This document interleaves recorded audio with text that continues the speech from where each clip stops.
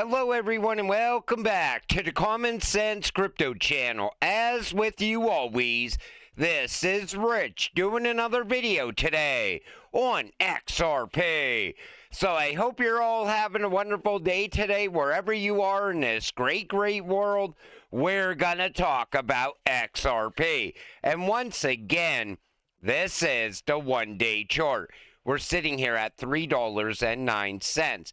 And even with the latest dip, XRP held the line. We stayed above $3. And like I said, I'm expecting us to start to move back up. And that's what's happening right now. Now, will this continue? We really don't know.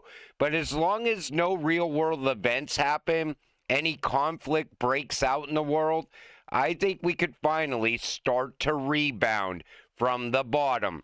And look at Bitcoin, still under 118K. I'm expecting that one last big move up for Bitcoin still. I know a lot of people are losing faith in Bitcoin now. They're saying the run is over and it's time for Altseason. I think it has one more push before that happens. The bear trap is finished. Altcoins are about to go parabolic. Are you ready? Everybody says Altseason begins this weekend. I don't know. Look at the Altseason chart. It's sitting at 49. It's gradually moving up, but it's kind of going sideways still. I would expect Altseason to begin very soon. And even Coinbase is predicting September. So according to Coinbase, institutional altcoin season may start in September. Here's what they're watching. Key drivers.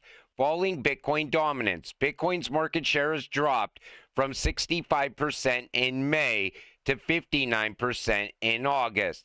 Historically, the first sign of capital rotation into altcoins.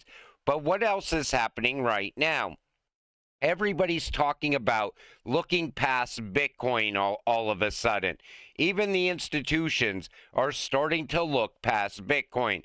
So maybe the shift is already happening.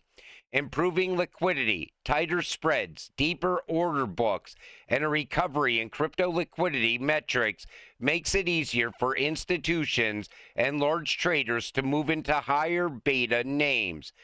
Investor risk appetite. Macro stability and Fed rate cuts could push sideline capital over $7 trillion in U.S. money market funds back into crypto. The last time we saw a similar setup, altcoins outperformed Bitcoin for months.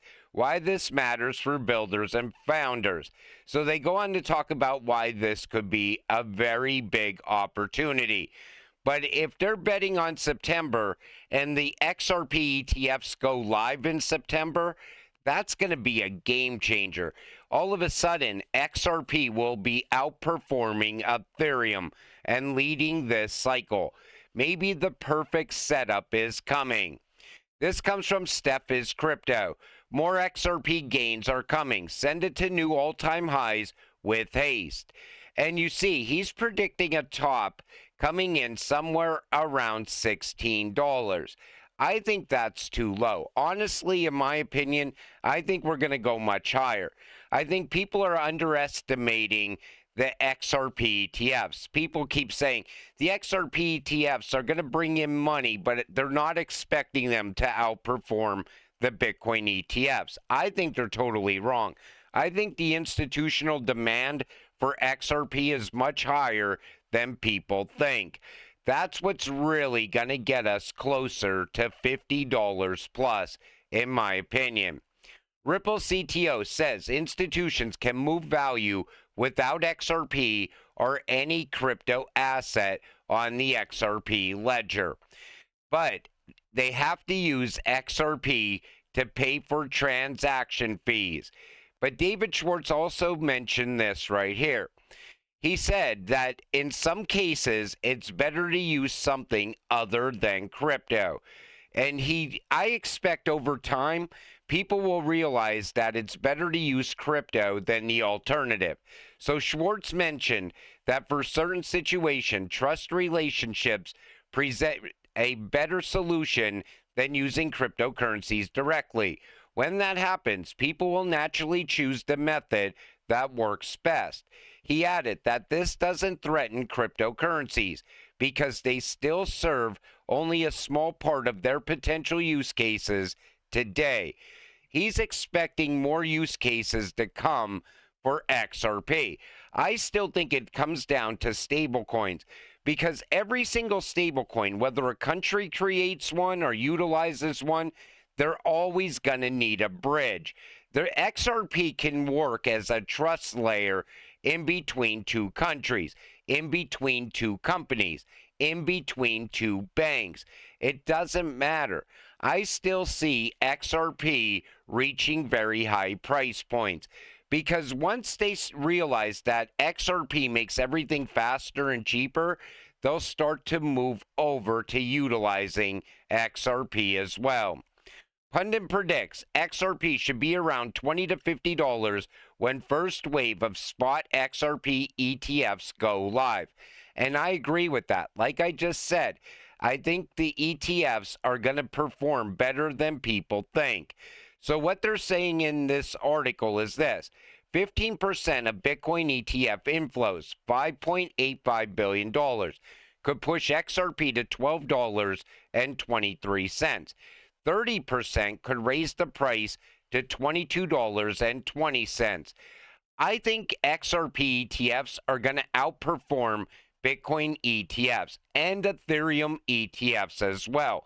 I'm expecting to see much higher flows into XRP. You also got to bring out the market cap multiplier. That's a game changer when it comes to XRP because it doesn't take a lot of money to move the market cap of XRP. So when you start to factor that in, we go even higher. U.S. spot Bitcoin and ETH ETFs record biggest week volume of $40 billion. Is 2025 crypto summer next? So if they're pulling in $40 billion in a week, right? How the hell does XRP only see $5 billion of inflow? I'm telling you now, the ETFs are going to be a game changer. I see other people saying the ETFs alone are going to push XRP into 3 digits. And I agree with that. That could very well happen. But then you also factor in regulatory clarity coming out of Washington. That's going to happen very soon as well. You put those two things together, mixed in with ISO 222, all of a sudden you have the perfect storm set up for XRP. Then we'll start talking about a $200 and $300 XRP if all of that happens. Because I think with regulatory clarity, we're going to see a major shift in money in the crypto space. People are going to move away from speculation into real value. And I've been saying that for a while because right now, what's keeping Bitcoin alive? It's all hype and a belief system that it's going to hit higher price points. But all of a sudden, when it's deemed a speculative asset under crypto regulations and XRP is deemed a utility token, people start to look differently at Bitcoin. Here's what history says about August XRP price trends. So you see, August 2022, down 13%.